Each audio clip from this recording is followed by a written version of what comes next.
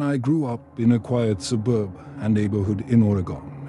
It was the kind of place where people waved at each other, where kids rode their bikes until dark, and where nothing bad was ever supposed to happen.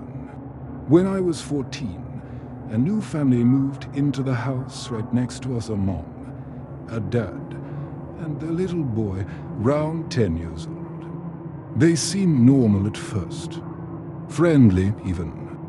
But that changed fast. The first strange thing was the windows. Every single night, no matter the season, the windows in their house were covered from the inside with thick blankets. Not a single sliver of light escaped. My mom just said maybe they liked their privacy.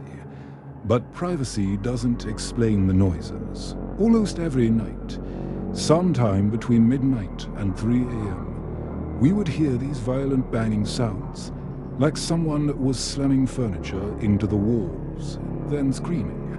Sometimes it was the boy, sometimes it was the mother. Then, just as suddenly, everything would go silent, like someone hit a switch.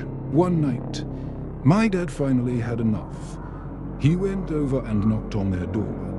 No one answered, even though we could clearly hear footsteps right behind the door. Slow, heavy footsteps, just pacing back and forth. A week later, I caught the boy outside alone. He looked absolutely terrified, pale, shaking, like someone who hadn't slept in days. When I asked him if he was okay, he said something that still makes my stomach drop to this day. He whispered, "Don't ever look into our basement window at night." That's when he's awake. I froze. I asked.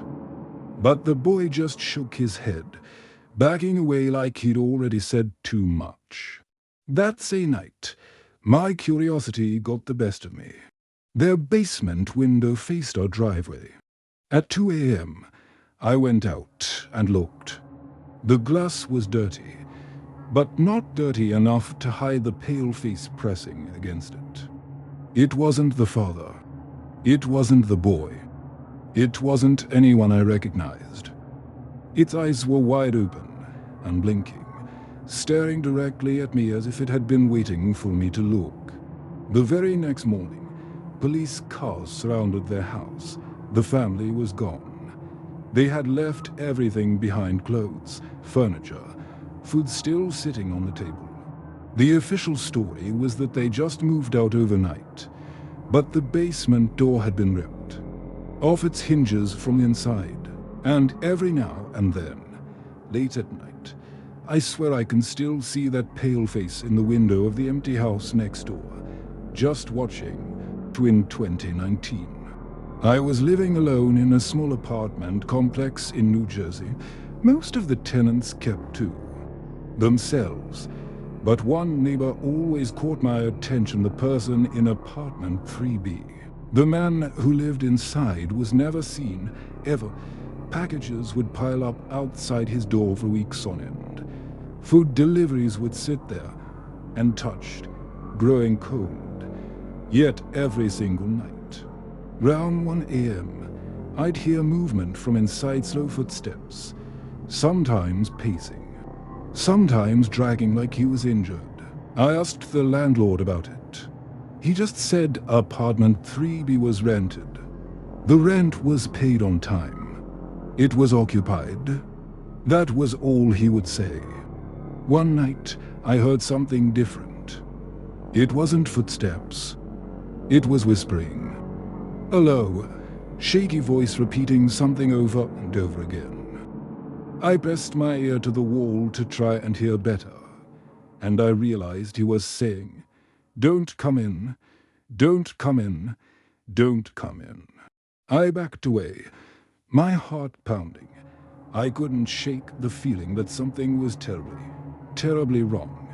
A week later, the smell started, a thick, rotten smell that filled the entire hallway and even started to leak into my apartment through the vents.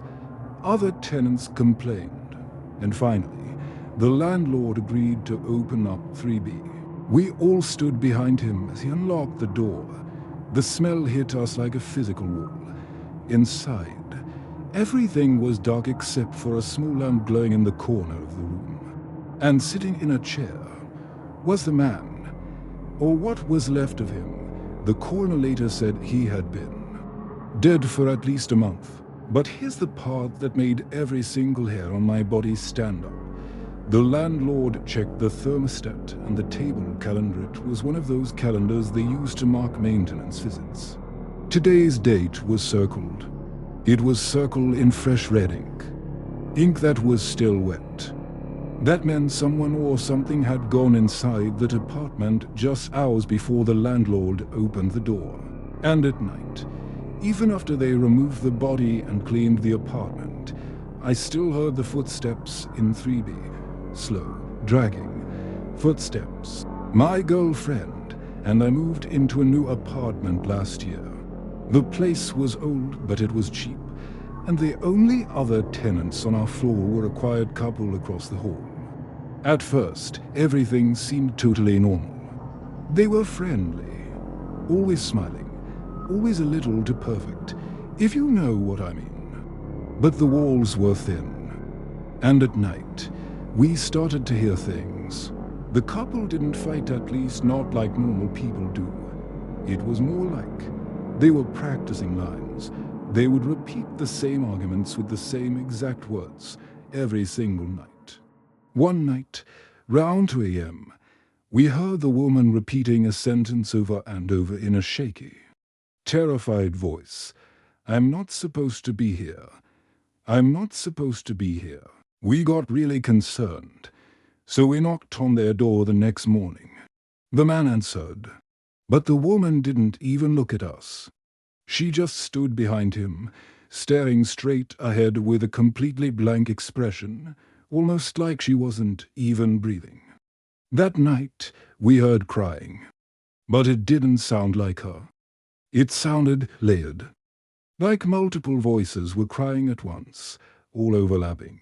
Finally, after a week of this, we couldn't take it anymore and reported them to the building manager. He looked at us, completely confused, and said something we were not ready to hear. "What couple?